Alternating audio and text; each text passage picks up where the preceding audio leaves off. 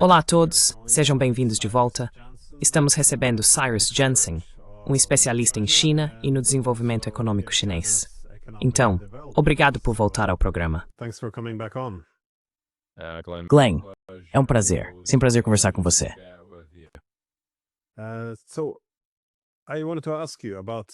Eu queria te perguntar sobre a crescente presença da China na África, que costuma ser demonizada ou celebrada. Esse tema recebe muita atenção, geralmente com foco na iniciativa do Cinturão e Rota. No entanto, no mês passado vimos que 53 países africanos assinaram um acordo de tarifa zero com a China. O que você acha desses novos desdobramentos?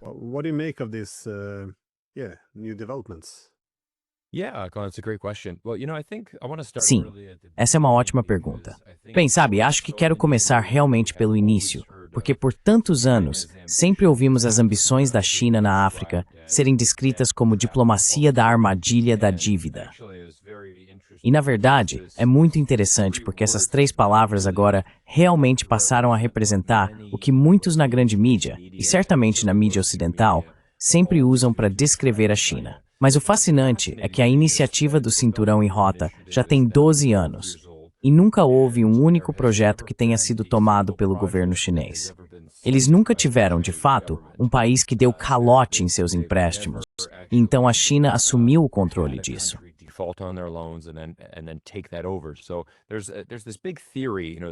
Existe essa grande teoria, basicamente um medo promovido pela mídia, de que a China tem segundas intenções.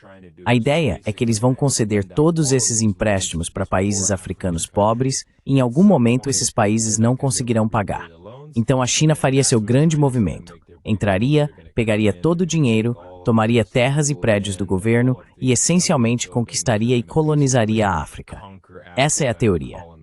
Mas novamente, no momento tem tanto que na verdade, vimos o oposto. No momento estar do estimos.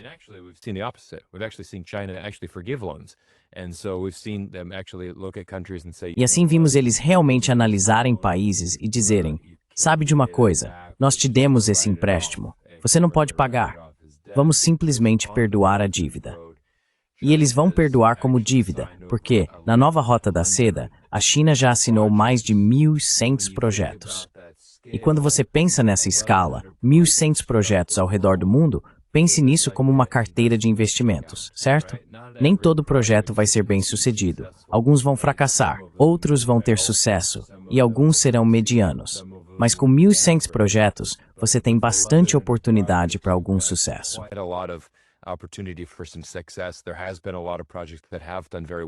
Houve muitos projetos que tiveram muito sucesso, e eu acho que com aqueles que não tiveram, eles conseguem absorver essas perdas e ainda seguir em frente. Porque no conjunto do portfólio ainda há um aumento líquido. É como ter uma carteira de ações equilibrada. Ok, tudo bem, algumas ações caíram bastante, mas tivemos muitos vencedores.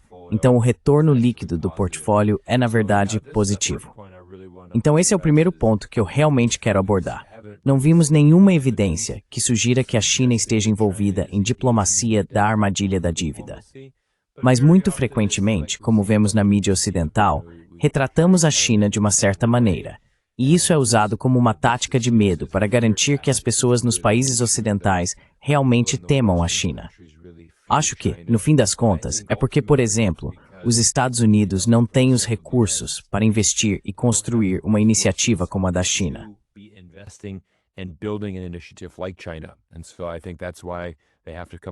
E é por isso que acho que eles precisam criar essas campanhas para tentar difamar a China.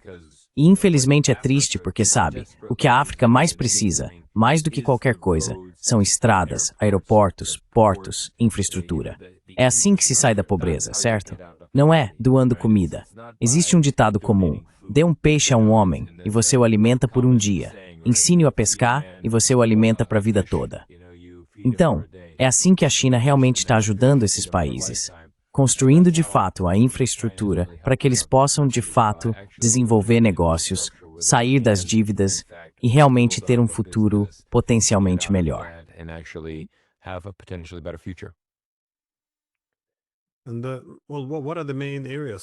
Bem, quais são as principais áreas, então, em que a China está focando? Porque muitas vezes se vê como se fosse simplesmente, bem, talvez seja um pouco de projeção, mas muitas vezes se assume que eles só querem recursos naturais. Mas a cooperação econômica vai muito além dos recursos, mesmo que, é claro, a África seja um continente muito rico em recursos.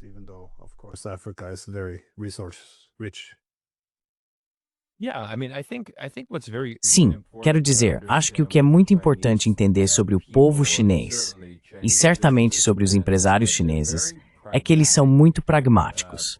É muito assim, olha, vamos ser honestos. Obviamente a China está muito interessada nos recursos da África, assim como as nações ocidentais, certo? Todo país está interessado nos recursos da África.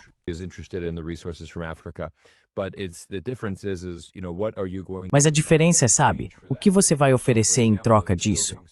Então, por exemplo, se você está construindo escolas, hospitais, estradas, aeroportos, ferrovias, benefícios tangíveis para o povo africano que vão melhorar a sua qualidade de vida, bem, essa é uma troca muito boa, certo? Vamos te dar algo em troca disso. E eu acho que o que realmente precisamos analisar, Glenn, é a história da colonização. Olhamos para países como França, Reino Unido e Estados Unidos, que têm uma longa história de presença na África, mas infelizmente sempre foi uma política de extração. Sabe, o que podemos tirar de vocês? E sejamos honestos, nós realmente não queremos dar nada. Queremos dar o mínimo possível em troca. E não nos importamos de verdade com o desenvolvimento de vocês. E acho que é uma pesquisa muito interessante que foi publicada no início deste ano. Ela foi realizada ao longo de, acho que foram cerca de 1.100 entrevistas em toda a África, e foi feita por um think tank ocidental.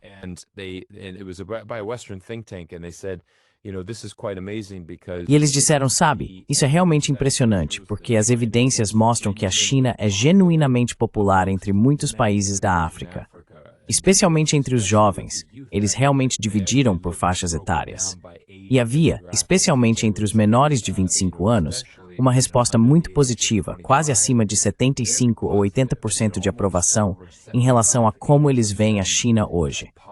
E novamente, se você tem menos de 25 anos, provavelmente cresceu em uma escola nova ou em uma estrada nova. E é como, olha só, adivinha? Isso foi construído pela China. Foram eles que vieram ao país e construíram isso.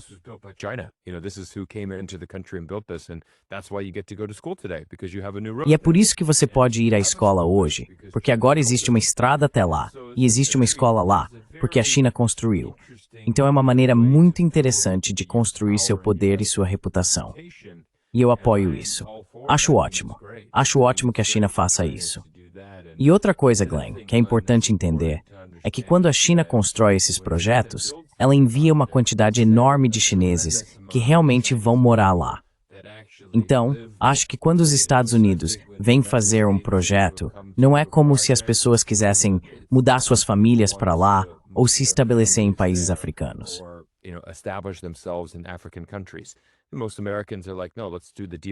A maioria dos americanos pensa, não, vamos fechar o negócio e sair de lá. Vamos voltar para casa. Enquanto muitos chineses realmente se mudam para a África. Eles se tornam parte da comunidade. Seus filhos nascem na África. Eu estive na África do Sul antes e fui ao bairro chinês em Joanesburgo. Todas as criancinhas chinesas lá falam Zulu com as crianças locais. E eu pensei, uau, isso é incrível. Mas é claro que falariam isso. Eles nasceram e foram criados lá, certo? Eles são tão locais quanto possível. Mas sabe, eles falam chinês, estão aprendendo inglês, falam Zulu. E essa é a diferença na abordagem da China.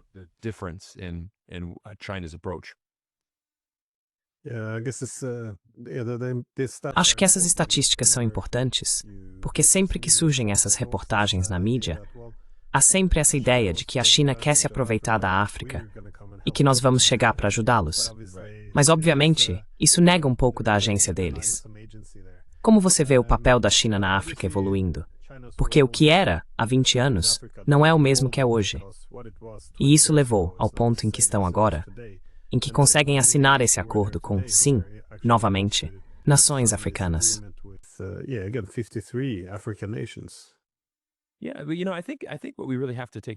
Sim, bem, você sabe, eu acho que o que realmente precisamos fazer aqui, Klein, é dar um passo atrás e observar o quão impressionante isso é, certo? São 53 de 54. A única nação que não participou é uma nação muito pequena, que tem relações diplomáticas com Taiwan. Então eles reconhecem formalmente Taiwan como governo da China, por isso não fazem mais parte do acordo. Mas veja, a grande maioria, quer dizer, 53 de 54, é praticamente todo o continente se comprometendo. E tem uma coisa interessante também. Quando você observa a diferença entre como a China e os Estados Unidos fazem sua diplomacia, é realmente fascinante. A cada 2 anos, ou todo ano, desculpe, há uma cúpula África-China. E ela realmente é rotativa.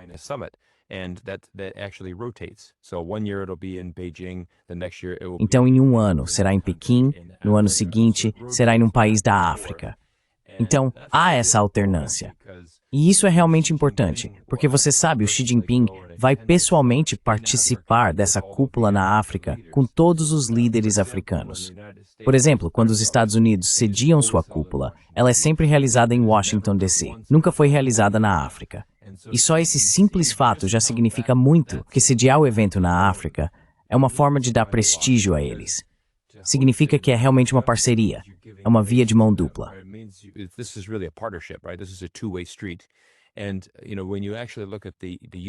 E quando você realmente observa a cúpula Ethiopians África, muito do conteúdo é basicamente: achamos que vocês deveriam trabalhar com os Estados Unidos. Vocês não deveriam trabalhar com a China.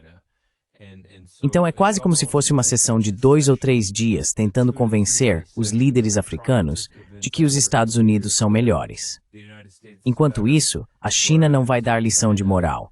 Eles não se importam se você está fazendo negócios com os Estados Unidos. Olha, faça negócios com quem você quiser.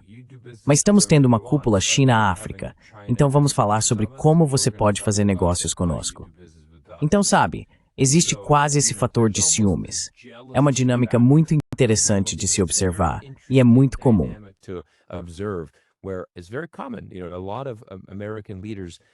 Sabe, muitos líderes americanos vêm e ficam constantemente dando lições para os africanos, dizendo: é isso que vocês precisam fazer, vocês precisam trabalhar conosco.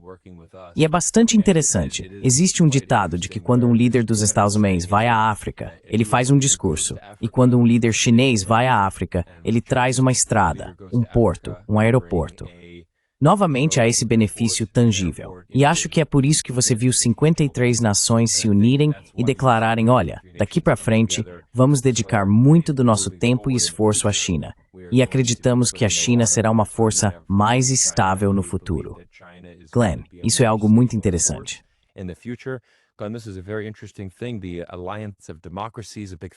A Alliance of Democracies, um grande think tank, publicou há apenas algumas semanas uma nova pesquisa que mostra que 79% do mundo agora tem uma opinião mais favorável sobre a China do que sobre os Estados Unidos.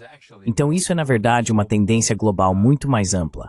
Eu diria que sim, a África está liderando esse movimento, mas vemos isso praticamente em todo o sul global, que inclui a América Latina, América do Sul, toda a África, Oriente Médio, Sudeste Asiático. Portanto, isso representa a maioria global das pessoas no mundo.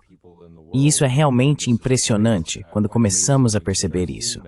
E isso deveria servir como um alerta para os políticos dos Estados Unidos, para que realmente entendam.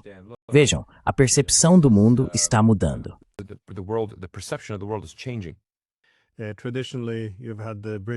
Tradicionalmente, houve a influência colonial britânica e francesa, além da influência pós-colonial.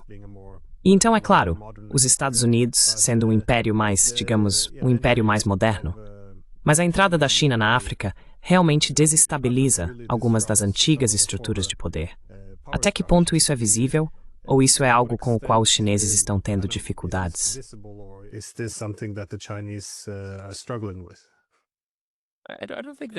Eu não acho que eles estão tendo dificuldades, porque no caso da China, o que eu realmente sinto é que sabemos que os chineses são muito bons em fazer negócios. É isso que o povo chinês faz. Se você passa um tempo na China, percebe que a maioria dos chineses tem uma forte motivação para fazer negócios, para fechar acordos. No fim das contas, essa é a grande diferença aqui. Por exemplo, a China chega dizendo, olha, queremos fazer uma troca. Você nos dá A, em troca, nós damos B. Não precisamos falar sobre política. Por exemplo, não me importa qual governo você tem na África. Existem muitos tipos diferentes de governos na África. Você pode ter o Gorgzerd.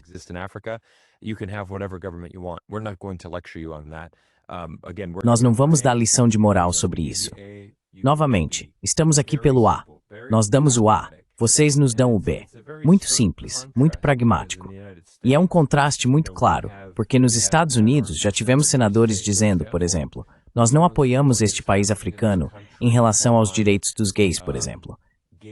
E se vocês não mudarem suas políticas no país de vocês para nos agradar, vamos impor sanções, ou cortar o acesso de vocês ao dólar americano, ou talvez deixar de comercializar com vocês.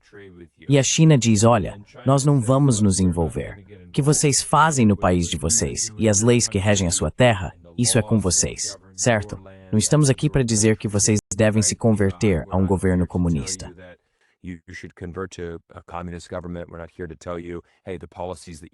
Não estamos aqui para dizer, olha, as políticas que seu governo está implementando no seu país não se aplicam aos valores chineses.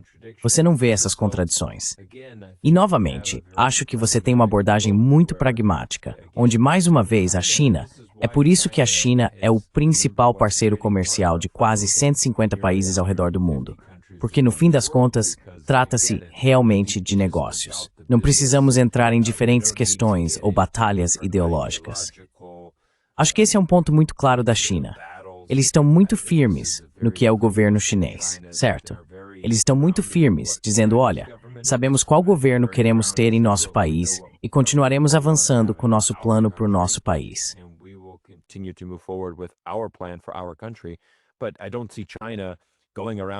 Mas eu não vejo a China por aí dizendo, ei, deveríamos espalhar o socialismo com características chinesas. Esse deveria ser o modelo para o mundo. Quero dizer de novo, vemos o oposto, certo? Vemos o oposto com os Estados Unidos. Os Estados Unidos são muito assim. Se você não é uma democracia, você é um inimigo e queremos mudar você. Queremos uma mudança de regime. Quero dizer, vimos até mesmo esta semana, provavelmente o relatório mais ridículo que já vi publicado por um think tank dos Estados Unidos, dizendo, preparando-se para a China após o PCC, o que vai acontecer quando o governo chinês fracassar.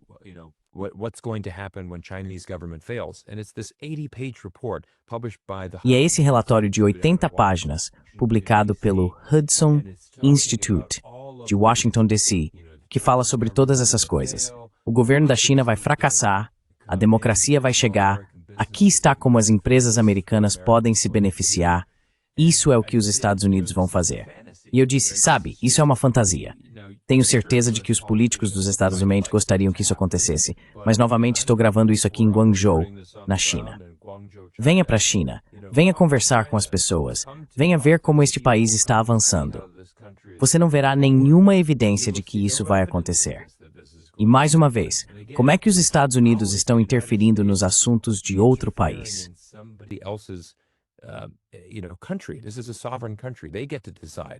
Esse é um país soberano. Eles têm o direito de decidir, certo? As únicas pessoas que decidem qual governo existe aqui serão o governo da China e o povo chinês. Eles não deveriam ter nenhuma influência externa. E, novamente, acho que especialmente para mim, Glenn, como cidadão dos Estados Unidos, isso me preocupa muito, porque vejo a democracia fracassando no meu próprio país. Vejo os problemas políticos, vejo a instabilidade. E, na minha opinião, devemos focar na nossa própria casa. Sinceramente, não acho que existam muitos países ao redor do mundo olhando para o presidente dos Estados Unidos, para a democracia dos Estados Unidos, e pensando, isso parece ótimo. Acho que deveríamos estudar esse modelo político. Mas se você observar, por exemplo, o modelo econômico da China, ele é um modelo para a África e para os pequenos países em desenvolvimento, porque isso é realmente impressionante.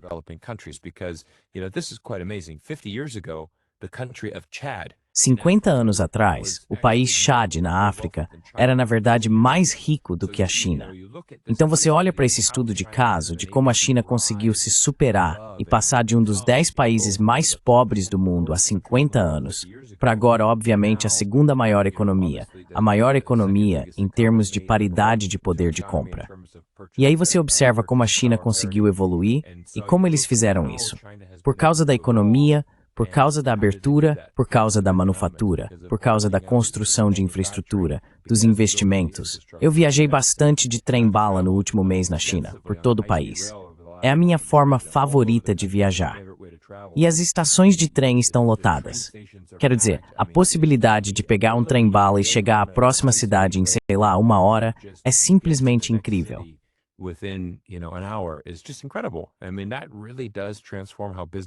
Quero dizer, isso realmente transforma a forma como os negócios são feitos em um país. Acho que é aí que sabe, especialmente em Guangzhou. Guangzhou tem a maior população africana na China. Então, há um número enorme de africanos que vêm para cá. Tive a oportunidade de conversar com muitos deles. Foi fascinante quando passei pela alfândega do aeroporto. Devia haver umas 500 pessoas na fila. Eu diria que 80% eram da África, com todo tipo de roupa diferente e passaportes variados. Fiquei impressionado. Pensei, uau, é realmente incrível ver tanta gente diferente. Eu disse, adoraria fazer um vídeo para o YouTube só entrevistando todas essas pessoas e perguntando, sabe, qual é a sua impressão sobre a China?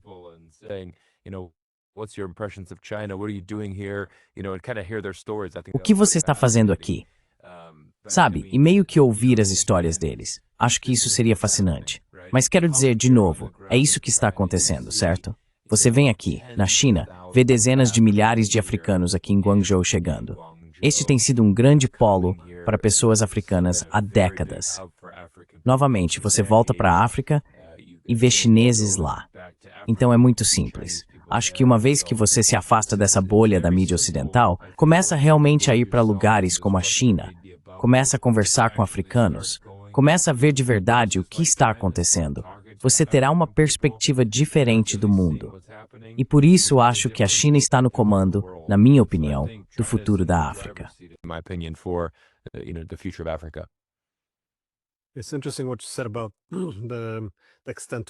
É interessante o que você disse sobre até que ponto os valores devem ser impostos aos outros, porque existem duas formas de enxergar isso. No Ocidente, sempre dizemos que, ao colocar condicionalidades no comércio, estamos promovendo boa governança, o que é visto como uma virtude. E a crítica à China é que eles não fazem isso. Eles simplesmente fazem negócios com qualquer um. Mas, novamente, vale a pena discutir até que ponto isso realmente é uma desvantagem, porque fazer negócios com todos parece ser um modelo melhor em muitos aspectos. E também, o universalismo disso. Porque se você parte do pressuposto de que seus valores, suas ideias, devem ser impostos aos outros, esse universalismo fica muito em evidência não só nos Estados Unidos, mas acredito no Ocidente político como um todo.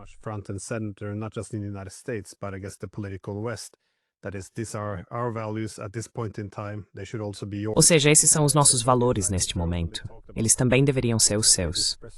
Então, sim, a China tem falado muito abertamente sobre preservar a distinção das civilizações.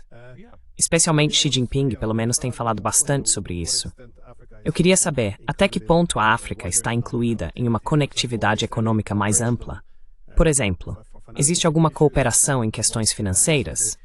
Os bancos têm acordos de swap de moedas?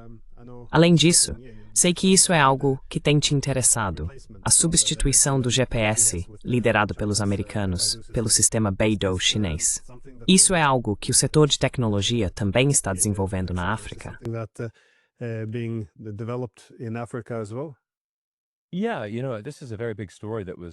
Sim, você sabe, essa é uma história muito grande que foi realmente bastante fascinante. Então, durante essa guerra de 12 dias entre Israel e Irã, houve um momento em que de repente você começava a perceber como Israel estava obtendo essas informações para localizar esses oficiais iranianos. Eles estavam realmente usando o GPS dos celulares deles, rastreando suas mensagens no Instagram e no WhatsApp. E existe uma grande vulnerabilidade aí. Se você está usando essas redes controladas pelos americanos, infelizmente você literalmente tem um alvo nas costas. Quero dizer, os Estados Unidos, e na verdade poucas pessoas sabem disso, Mas o GPS, o sistema usado no mundo todo, é na verdade controlado pelo exército dos Estados Unidos.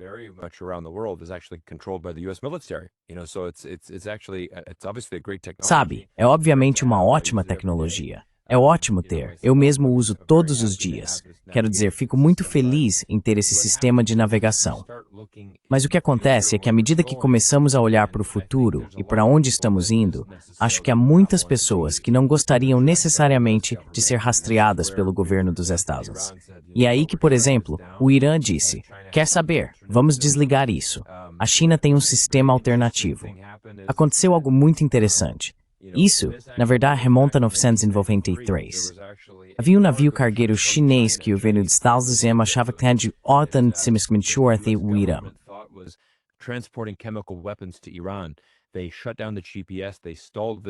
Eles desligaram o GPS. Eles fizeram esse navio cargueiro ficar parado no Oceano Índico por 24 dias. E, claro, inspecionaram o navio e não encontraram nada de errado. Não havia armas químicas ali. Mas a China ficou muito frustrada. Eles disseram, como vocês têm autoridade para parar nosso navio e exigir uma inspeção? Não estávamos fazendo nada de errado, era apenas um navio cargueiro. Mas os Estados disseram, esse é o nosso direito, somos a polícia do mundo. Podemos fazer o que quisermos. E isso foi, novamente, em 1993. Foi nesse momento que a China disse, precisamos construir o nosso próprio. Não queremos depender disso porque é uma vulnerabilidade. E isso é algo comum que vemos entre os Estados Unidos e a China. Por exemplo, a estação espacial, certo?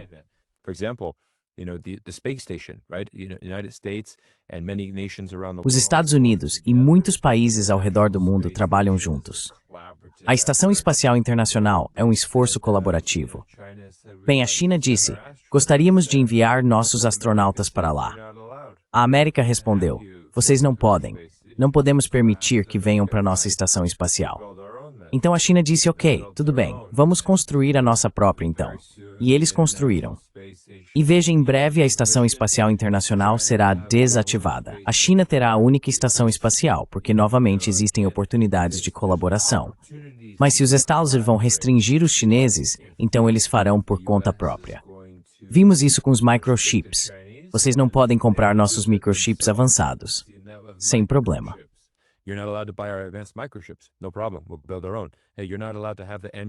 Vamos construir o nosso próprio.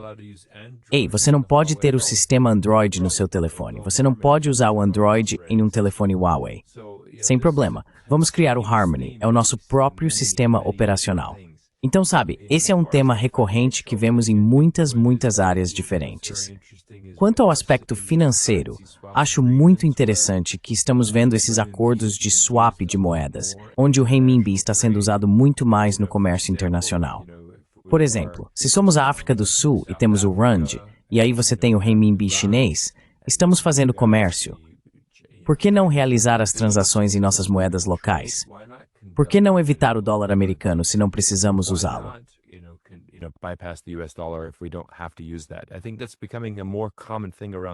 Acho que isso está se tornando algo mais comum ao redor do mundo. Tivemos o senador Marco Rubio dizendo, sabe, isso é terrível. Veja o Brasil, eles estão fazendo mais comércio com a China. Nossas tarifas e sanções serão completamente inúteis em apenas alguns anos, porque eles vão começar a contornar o dólar americano. E, novamente, isso é resultado de quando o seu governo está constantemente impondo essas tarifas e sanções. Se você olhar quantas tarifas e sanções existem, as pessoas estão cansando disso. As pessoas simplesmente não querem lidar com isso.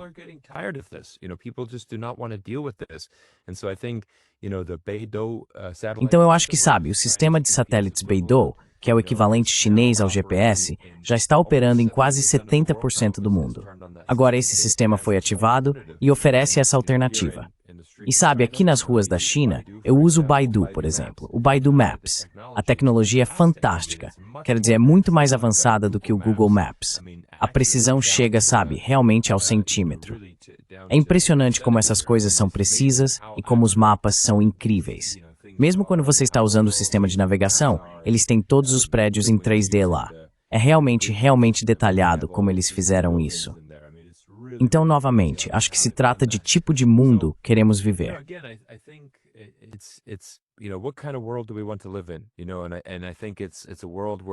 Sabe, eu acho que é um mundo onde há muito mais cooperação.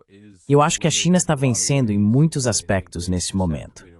Eles acabaram de realizar a cúpula dos BRICS no Brasil há algumas semanas. Países como o Vietnã aderiram, a Indonésia agora é membro pleno. Ou seja, há muitos movimentos diferentes acontecendo. E, novamente, um enorme interesse vindo da África. E eu acho que o principal, e meio que a moral do vídeo de hoje, da nossa entrevista, é que dá pra ver claramente esse desejo intenso. Sabe, Glenn, eu e você somos YouTubers.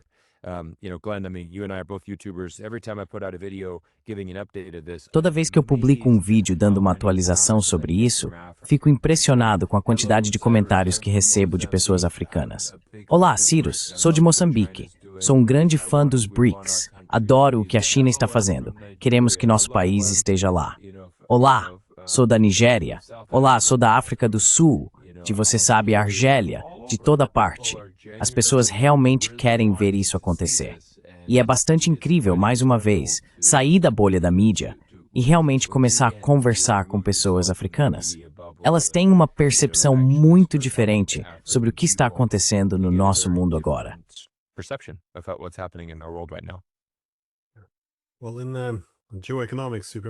Bem, na geoeconomia, você basicamente aprende que se você tem uma dependência econômica excessiva de um Estado mais poderoso, isso geralmente se converte em influência política. E é por isso que muitas vezes você vê que se você depende demais de tecnologia de uma nação estrangeira, eles vão usar isso contra você, como você mencionou, com o navio chinês. Se você depende demais da moeda, então eles também terão essa jurisdição extraterritorial. Se você depende demais dos bancos, até mesmo dos sistemas de pagamento, vejo que a China, por exemplo, o sistema CIPS, que é a alternativa ao SWIFT, agora está se espalhando muito bem, simplesmente como uma alternativa. Porque se existe apenas um caminho para onde você pode ir, você dá a esse ator muito poder político.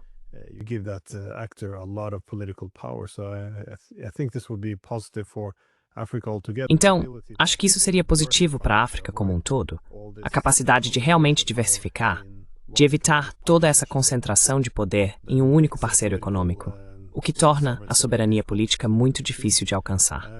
Com certeza. Mas só uma última pergunta. Você mencionou que pessoas como Marco Rubio expressaram preocupação de que futuras sanções não funcionarão se os países tiverem alternativas. Mas, enquanto a China está avançando tanto na África, quero dizer, os Estados Unidos têm um grande orçamento para informar as pessoas sobre o quão ruim a China é na mídia, o que costumávamos chamar de propaganda política. Mas tudo bem. Mas de que outra forma os Estados Unidos estão tentando combater isso? Porque a China parece estar, sabe, não está estagnada. A equipe de cooperação parece estar se expandindo. Então, mais nações, abrangendo cada vez mais atividades econômicas. Como os Estados Unidos vão responder a isso? Eles estão fazendo um programa de desenvolvimento complementar? Estão tentando sabotar os chineses? O que pode ser feito?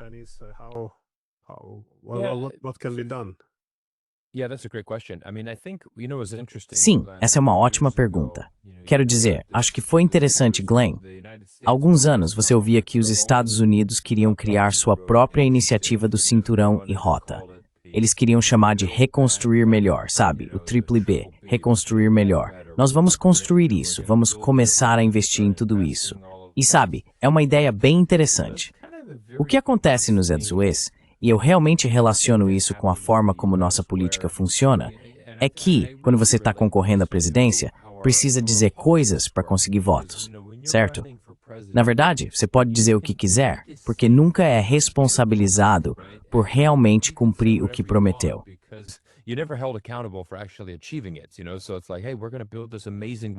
Sabe, é tipo assim, ei, nós vamos construir esse muro incrível na fronteira com o México. Vai ser tremendo. E adivinha, vamos fazer o México pagar para construir o muro. Então, muitos eleitores pensam, ótimo, parece ótimo. Claro que isso nunca vai acontecer. Mas esse é o problema, certo? Você pode simplesmente dizer o que quiser. De repente, os Estados Unidos dizem, ok, sabe de uma coisa? A China tem a nova Rota da Seda. Nós temos o Reconstruir Melhor. E claro, como a América é, vamos fazer melhor, vamos fazer maior. Vai ser incrível. Vamos investir bilhões de dólares.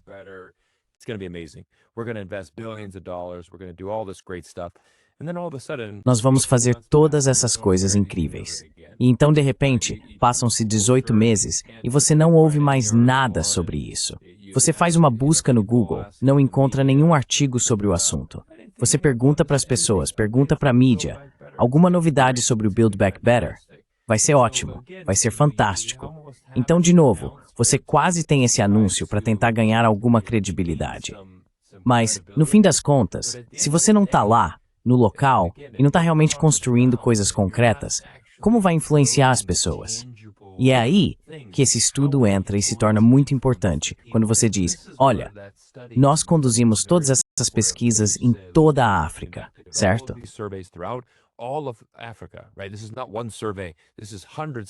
Isso não é apenas uma pesquisa. São centenas e centenas de pesquisas em todos os países da África, realmente conversando com pessoas de diferentes origens, vilarejos, de todos os lugares por onde você passa. E concluímos nesse relatório que a China é genuinamente muito popular. E claro, como eu ilustrei antes, essas crianças mais jovens, por que tantas delas têm uma visão positiva da China? Bem, novamente, quando eu nasci, havia essa estrada que foi construída e eu pude ir para a escola. E adivinha, a estrada, o aeroporto, a escola, o porto, tudo foi construído pela China. Você vai acabar tendo essa ligação positiva com a China.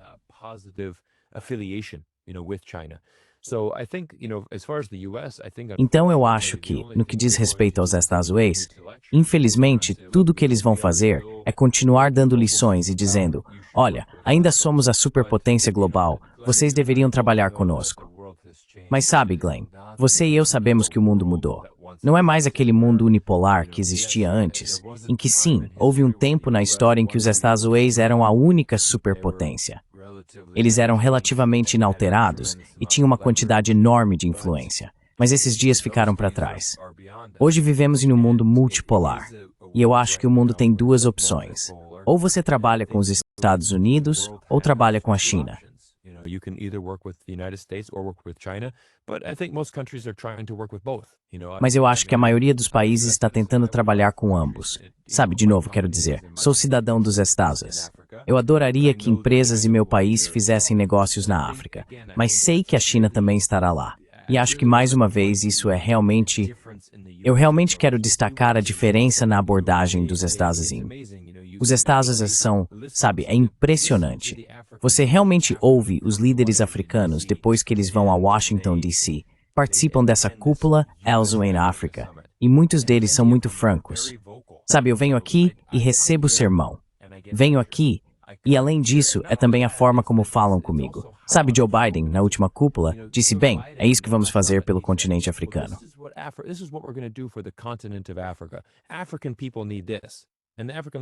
O povo africano precisa disso. E os líderes africanos dizem, ei, somos 54 nações. Temos 54 necessidades individuais. Você não pode simplesmente nos colocar todos no mesmo grupo. Sim, todos somos africanos, mas o continente é muito único e diverso. Basta olhar para as paisagens, nem todo país é igual. Então todos nós vamos precisar de coisas diferentes. E é aí que a China realmente adota uma abordagem muito diferente. Eles diriam, vamos fazer 54 reuniões individuais. Por quê? Porque eles precisam se reunir com cada um individualmente e descobrir do que cada país precisa. Só essa diferença já pode ser o fator determinante entre o sucesso a longo prazo.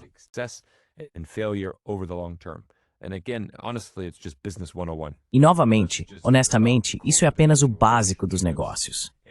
Trata-se de cultivar relacionamentos e, sinceramente, de dedicar tempo para ouvir o outro lado. E eu acho que, infelizmente, essa não é a força dos Estados Unidos, porque o jeito americano é, o nosso jeito é o melhor. Nós somos os melhores. Temos esse excepcionalismo americano que, infelizmente, é incutido em nós desde muito jovens. Mas como você pode perceber, eu passei muito tempo no exterior. Não é que eu não goste dos Estados Unidos. É o meu país de origem. Sempre vou amar os Estados Unidos e sempre terei orgulho de ser americano. Mas também tenho orgulho de ser um cidadão americano bem viajado, que entende como o mundo funciona e entende que precisamos construir relacionamentos. E essa é a chave para termos mais sucesso econômico no futuro. having better economic success in the future. Espero que mais pessoas prestem atenção à África por causa do crescimento populacional e também do crescimento econômico. As pessoas costumam ignorar que muitas das economias que mais crescem atualmente também são africanas. Eles estão indo muito bem. Existem muitas oportunidades. Portanto, o fato de a China ter um papel fundamental nisso é um desenvolvimento histórico bastante importante. Realmente é. Enfim, Cyrus, muito obrigado, meu amigo, por dedicar seu tempo. Espero conseguir convencê-lo a voltar aqui outra vez em algum momento. Sempre. Sempre tenho tempo para você, meu amigo. Obrigado por tudo que você faz e parabéns pelo sucesso do seu canal. Adoro ver como ele continua crescendo e alcançando mais pessoas. Adieu. Tizim, Kel.